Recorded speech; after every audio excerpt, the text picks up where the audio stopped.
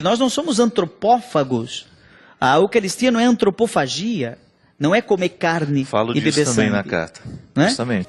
Aí você diz, Caio, e na hora que eu for dar hóstia, você dê a hóstia. Sim, claro. E como o Evangelho deu. Fazer isto em memória de mim, só isso. Sim. Não diga isto aqui virou o corpo de Cristo, não morda senão vai virar sangue, nenhuma dessas bobagens. E fazer isso em memória de mim. O cálice, fazer isto em memória de mim. Todas as vezes que comeis este pão e bebedes este cálice, anunciais a morte do Senhor até que Ele venha. Quase toda a missa começa com a Eucaristia. Então, após a Eucaristia, anuncia a volta do Senhor até que Ele venha. Mas sabe, Fábio, tem gente que quer ser tão ortodoxo que acaba se tornando herege. Veja, por exemplo, uma pessoa me disse, durante a Expo Católica, há algum tempo, lá no Anhembi, em São Paulo, me deixou assustado isso. Disse assim, que imagina se eu beber o sangue de Cristo, por mais que eu beba, eu não estarei bebendo nenhuma bebida alcoólica, eu estou bebendo sangue. Peraí, eu falei, você está bebendo vinho, materialmente. Substancialmente, você está se alimentando do sangue de Cristo. Sangue na Bíblia significa vida. Nós não somos antropófagos. A Eucaristia não é antropofagia, não é comer carne Falo e disso beber também sangue. na carta. Não é? Justamente. É alimento, é sacrifício.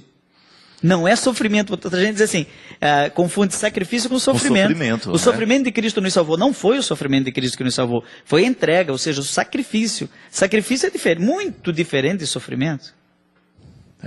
Aí cria um dolorismo cristão, No fundo, esse pessoal é materialista.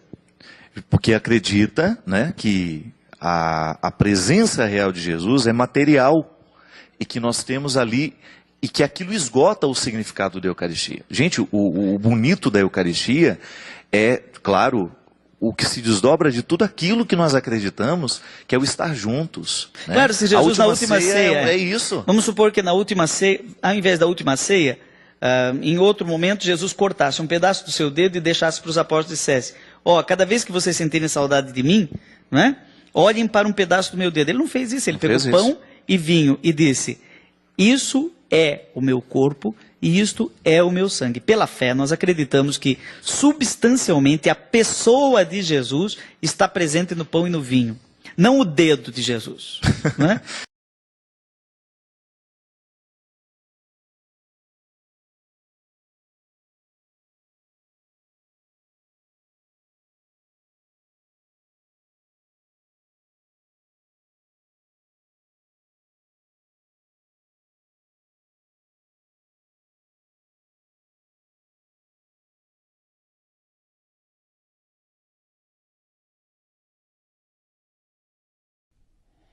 A presença de Jesus, agora, nesse momento, nesse estúdio que eu estou aqui gravando, ela é real também. Mas não tenho aqui a presença eucarística, não há um sacrário aqui no estúdio. Então, já que não há presença eucarística, Jesus está aqui presente por outros títulos. Por exemplo, Jesus está aqui presente por imensidade. A presença de Deus por imensidade, quer dizer, Ele, enquanto Deus, Criador do céu e da terra, está aqui presente. Mas não está aqui presente enquanto homem. A sua humanidade não está aqui. A presença de imensidade de Deus, ela é diferente. No entanto, existe de alguma forma a presença da humanidade de Cristo aqui. Como? Em mim. Por quê? Porque eu sou membro do seu corpo, pelo batismo. Então existe uma presença de Cristo em mim e eu nele, através do batismo. Mas esta presença não é uma presença de transubstanciação. Eu, quando sou batizado, a substância de Paulo Ricardo continua lá. Então poderia dizer que no batismo, na ordenação, também, porque Jesus também está presente em mim enquanto sacerdote, cabeça da igreja, através da ordenação. Jesus também está presente em mim enquanto ungido através da crisma. São vários títulos diferentes dessa presença de Cristo.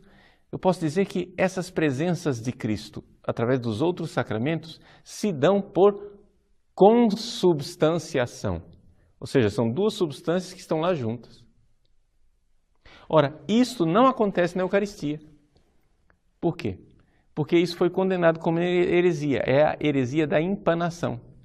A heresia da empanação consiste no seguinte, em achar que a substância de pão continua lá e que Jesus está consubstancial, né, igualmente presente lá no pão. Era essa a ideia de Lutero. Lutero acreditava que Jesus está presente na Eucaristia, mas o pão também está presente. Nós não. Nós cremos profundamente na ausência do pão e na presença de Cristo. Então, o que diferencia a fé católica daquilo que é a opinião dos luteranos está no fato de que nós cremos não somente na presença de Cristo, numa densidade e numa realidade muito maior do que aquela de Lutero, porque cremos aqui que Jesus está realmente presente enquanto corpo, sangue, alma e divindade, mas também cremos numa ausência, a ausência do pão, coisa que Lutero não cria, ele cria na presença do pão. Já os calvinistas, que são, é interessante que a gente trata protestantes como se fosse tudo a mesma coisa, mas não é a mesma coisa, né? Os calvinistas, dos quais descendem a maior parte dos protestantes brasileiros, porque é dos calvinistas que vieram, né, os presbiterianos e assim por diante, daí vieram os pentecostais e Companhia Limitada. Muito bem. Dos calvinistas, existe algo de mais grave ainda, porque eles nem creem aquilo que Lutero cria. Lutero achava que pela fé da comunidade, a fé da comunidade produzia uma presença de Cristo, que para Lutero era bastante real, que estava lá consubstancial ao pão. Já Calvino não. Calvino acha que aquilo é simplesmente um símbolo, ou seja, é uma presença simbólica de Cristo. Tudo isso é heresia protestante. Nós, católicos, não temos esta fé. E o Papa Paulo VI publicou essa encíclica Mysterium Fidei exatamente para esclarecer isso. Por quê?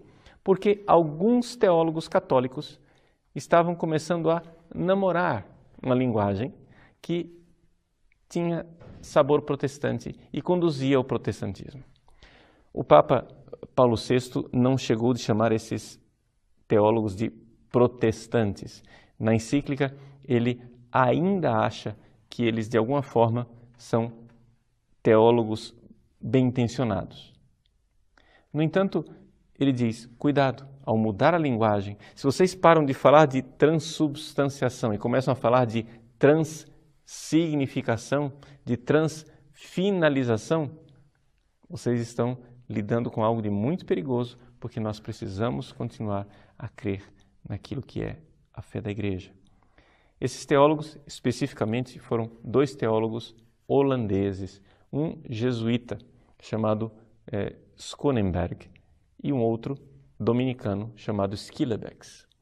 Esses dois teólogos estavam por trás do famoso catecismo holandês, né? Uma versão de teologia liberal do catecismo católico que expressava a fé católica sem afirmar os dogmas católicos com suficiente clareza, deixando sempre um espaço para uma interpretação protestante daquilo que é a nossa fé.